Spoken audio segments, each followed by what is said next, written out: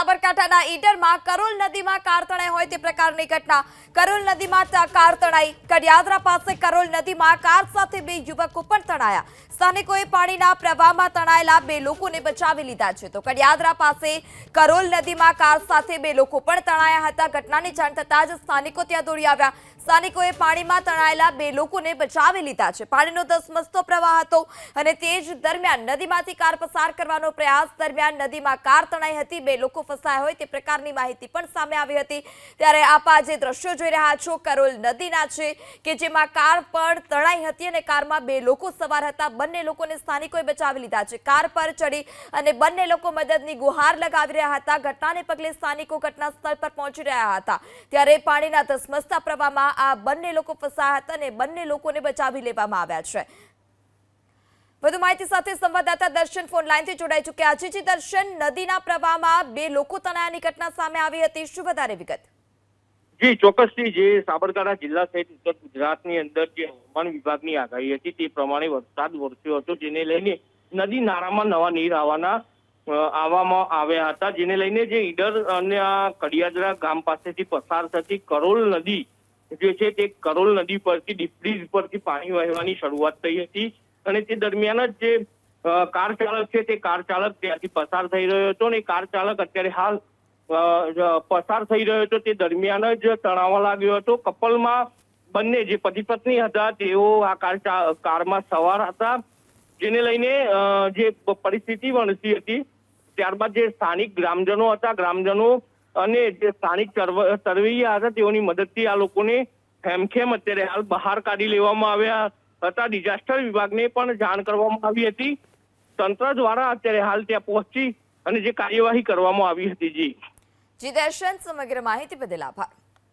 તો સ્થાનિકોએ પાણીમાં તણાયેલા બે લોકોને બચાવ્યા. એક દંપતી પાણીના ધસમસતા પ્રવાહમાં કાર સાથે તણાયું હતું. સ્થાનિકોને જાણ થતાં જ સ્થાનિકો ત્યાં દોડી આવ્યા અને આ દંપતીને સહી સલામત બહાર કાઢ્યું છે. હાલ હવે પ્રશાસન પણ ઘટના સ્થળ પર પહોંચી અને આગળની કામગીરી પણ હાથ ધરશે. સ્થાનિકોએ પાણીના પ્રવાહમાં તણાયેલા બે લોકોને બચાવ્યા હતા. કડિયાદરા પાસે કાર સાથે જ નદીના વહેણમાં આ દંપતી ફસાયું હતું. ત્યારે ગાડી પર ચડી મદદની ગુહાર લગાવતા સ્થાનિકો પણ ત્યાં દોડી આવ્યા હતા. સ્થાનિકોએ હેમખેમ દંપતીને બહાર કાઢ્યું હતું. સાબરકાંઠાના ઈડરમાં કરોલ નદીમાં તણાઈ હતી કાર. પાણીના ધસમસતા પ્રવાહમાં કાર તણાઈ હોય તે પ્રકારની ઘટના સાબરકાંઠામાંથી સામે આવી હતી. ઉપરવાસમાંથી પાણી આવતા જ નદીમાં પાણીનો ધસમસતો પ્રવાહ હતો. નદીમાં પાણીનું વહેણ વધારે હતું અને તે જ દરમિયાન કરોલ નદીમાંથી ત્યાંથી એક યુવકે કાર પસાર કરવાનો પ્રયાસ કર્યો હતો. કારમાં બે લોકો સવાર હતા, એક મહિલા અને એક પુરુષ.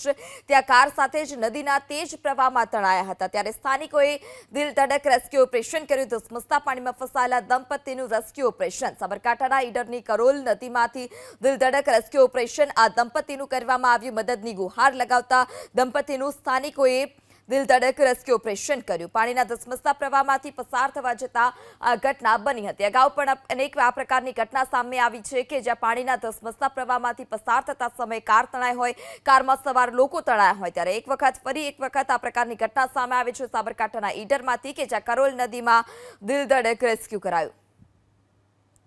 ધારાસભ્ય રમણલાલ વોરા પણ આપણી સાથે જોડાયા છે. જી રમણલાલ, જે પ્રકારની ઘટના સામે આવી છે કરોલ નદીમાંથી સ્થાનિકોએ દિલ ધડક રેસ્ક્યુ ઓપરેશન કર્યું, આપને આ ઘટનાની જાણ છે ખરી? આપ ઘટના સ્થળ પર પહોંચ્યા? ઈડર તાલુકાના કડિયાદરા ગામ પાસે કરોલ નદીમાં અનેક ચેકડેમ બનેલા છે. નદીમાં પાણી ભરાયેલું છે. અચાનક કાર ચાલકો ફસાઈ જવાના કારણે તાત્કાલિક અમારા તાલુકાના પ્રમુખ શ્રી પ્રેમલભાઈ દેસાઈ ત્યાં કડિયાદરા ગામના છે, ત્યાંના અમારા કાર્યકર્તાઓ બધા હાજર હતા. એમની જાણકારીના કારણે collector Shri, SP Shri, fire વિભાગની ટીમો આ બધાને ત્યાં હાજર રાખી હતી.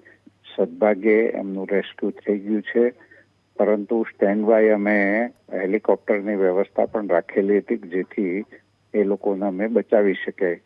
આજે એ લોકોનું રેસ્ક્યુ થયું છે એ અમારા માટે આનંદની વાત છે.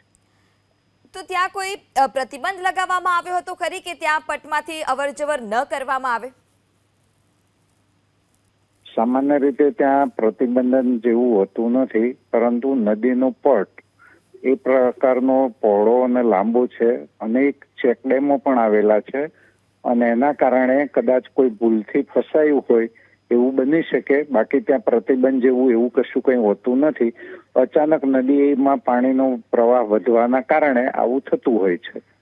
તો આજે આ દંપતી ફસાયું હતું, અગાઉ પણ કોઈ પણ માણસ, અન્ય વ્યક્તિ પણ ફસાઈ શકે છે ને? ને અગાઉ આવી ક્યારેય કોઈ ઘટના બની નથી. જ્યાં સુધી ધારાસભ્ય તરીકે મારા આટલા વર્ષના અનુભવમાં આ પહેલી ઘટના છે અને ફરીથી એ ન બને એના માટેની પણ અમે તાત્કાલિક તજવીજ પણ અમે કરશું કે જેથી કરીને અન્ય કોઈ પણ આવી રીતે ન ફસાય. શું તજવીજ હાથ ધરવામાં આવશે તો આગળ, કે અન્ય કોઈ ના ફસાય? જી, મેં કહ્યું એ પ્રમાણે કલેક્ટર શ્રી પાસે અમે હવે એની ચર્ચા કરીશું. સિંચાઈ વિભાગના અધિકારીઓ સાથે ચર્ચા કરીશું અને ગ્રામજનોને પણ અમે સાથે રાખીને પૂછી લઈશું કે આવી ફરીથી ઘટના ન બને એના માટે સાવચેતીના પગલા રૂપે શું શું કાર્યવાહી થઈ શકે એની પણ અમે જાણકારી લઈને એનો યોગ્ય ઉપાય જરૂરથી કરશું. જી, આપ અમારી સાથે જોડાયા તે બદલ આપનો આભાર.